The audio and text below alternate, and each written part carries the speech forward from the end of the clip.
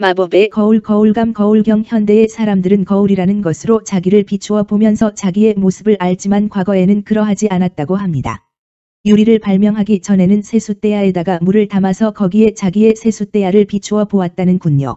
또 그래서 거울감에 그릇명이 들어가 있는 것이고 그것이 분화되어 거울이라는 의미로 쇠금자를 넣어서 거울감이 등장했고 이후 전적으로 거울을 표기할 다른 문자가 필요해서 거울 경자를 만들어냈고 그것이 청동기의 보편적인 사용을 말한다고 설명하는 것도 있지만 본인의 독자적이고도 일방적이면서도 합리적인 생각에 따르면 감을 감시하다 살피다의 뜻으로서 그 글자는 이말임과 연관되어 보시다시피 시나 시는 갑골문에서 가로로 된 자연스러운 눈과 달리 세워진 모습인데 이는 머리를 숙인 채 위를 쳐다보는 눈으로 노예를 상징화한 것으로 신하시는 항복했거나 포로로 잡힌 남자 노예를 뜻하며 왕실의 노예를 감독하는 노예의 우두머리를 지칭하기도 했다고 하므로 거울감은 인신으로 하여금 스스로를 잘 감시하는 역할을 시킨 것을 알 수 있습니다.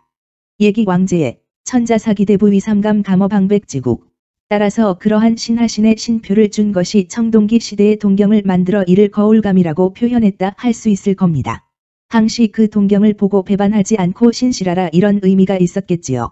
그러다가 거울의 역할이 일반화까지는 아니지만 하여간 여러 분야에서 쓰이자 이번에는 거울경을 만들었을 텐데 이 거울경자는 쇠금과 다할 경의 합자로 마침내 경은 소리음과 사람인으로 만들어져 있어서 사람이 악기를 연주하여 만드는 소리가 끝나는 것이라고 말하기도 하지만 경의 부수가 설립이라는 것을 감안해 본다면 경을 소리음과 연관된 것이라 말할 수 없게 된다는 것입니다. 마침내 경에 흑토를 붙여 지경, 장소, 곧 경으로 쓰는 것을 보아도 알 수 있습니다. 그래서 경은 소리음과 관련된 것이 아니라 설립자 부수를 고려하여 설립과 꿇어 앉아있는 인에게 말하는 모양으로 이는 감독, 관리, 명령하는 모양이라고 할 수 있겠습니다. 천자에게 가장 중요한 것은 위라는 말에서 위가 서 있는 사람인 것을 말하고 그 아래의 신민들은 꿇어 앉아있는 사람을 형상한 것이 경인 것을 알 수 있게 됩니다. 따라서 마침내 경 역시 살필 감과 동일하게 자신의 영토를 관리 감독하는 역할과 동일한 의미로 그것이 후대에 잘 살핀다는 감과 경으로 만들어지게 되는 것을 알게 되는 것입니다.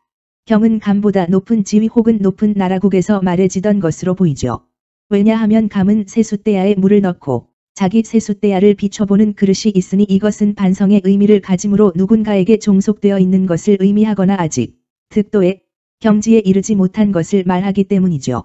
마침내 경은 세상에 바로 서 이미 대인이 되어 있는 것이므로 인에게 명령을 내릴 뿐 반성할 일이 없는 모양입니다.